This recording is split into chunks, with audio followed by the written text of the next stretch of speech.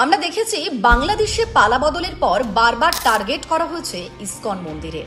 কট্টরপন্থীরা বারবার হামলা চালিয়েছে ইসকন মন্দিরে। তবে এবারের ঘটনা বাংলাদেশের নয়, এবার মার্কিন মুলুকে ইসকন মন্দিরে হামলা হলো। রাধাকৃষ্ণের মন্দির লক্ষ্য করে এলো পাথারি গুলি চালালো দুষ্কৃতীরা। আমেরিকার ইউটা প্রদেশের স্প্যানিশ ফক অঞ্চলের এই ঘটনা। আমেরিকায় হোলি উপলক্ষে বিশেষ অনুষ্ঠানের আয়োজন করা হয়েছিল সেই ইসকন মন্দিরে, এবং ঠিক সেই সময় এই দুষ্কৃতী হামলা চলে। মন্দির কর্তৃপক্ষ যেমনটা বলছে যে বাইরে থেকে সেই মন্দির প্রাঙ্গণ লক্ষ্য করে অন্তত পক্ষে 20 থেকে 30 রাউন্ড গুলি ছোড়ে দুষ্কৃতীরা। এবং যখন এই ঘটনা ঘটে তখন বহু ভক্ত উপস্থিত ছিলেন মন্দিরে। তবে সত্যি ভাগ্য ভালো যে হতাহতের কোনো খবর পাওয়া যায়নি। তবে সেই মন্দির কিন্তু ক্ষতিগ্রস্ত হয়েছে। মন্দিরের কয়েক হাজার ডলারের ক্ষতি হয়েছে। মন্দিরের বেশ কিছু মূল্যবান কাঠ, কারুকার্য এবং তার স্থাপত্য ক্ষতিগ্রস্ত হয়েছে। এই ঘটনার তীব্র নিন্দা করেছে সান ফ্রান্সিসকোতে থাকা ভারতের কনসুলেট জেনারেল, এবং তিনি দোষীদের কড়া শাস্তির দাবি জানিয়েছেন।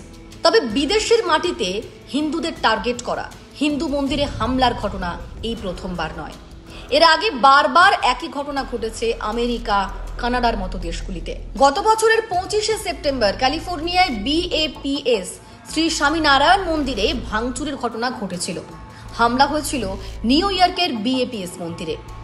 গত বছরে সেপ্টেম্বরে স্যাক্রামেন্টো শহরের আরেকটি হিন্দু মন্দিরেও ঠিক একই ধরনের হামলা হয়, এবং সেই সময় মন্দিরের দেওয়ালে লেখা হয়েছিল হিন্দুরা ফিরে যাও।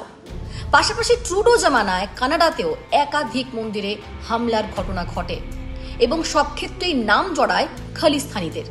তবে এই হামলার পেছনে তেমনই কোনো সংগঠন রয়েছে কিনা সেই পুরো বিষয়টাই খতিয়ে দেখছেন তদন্তকারীরা।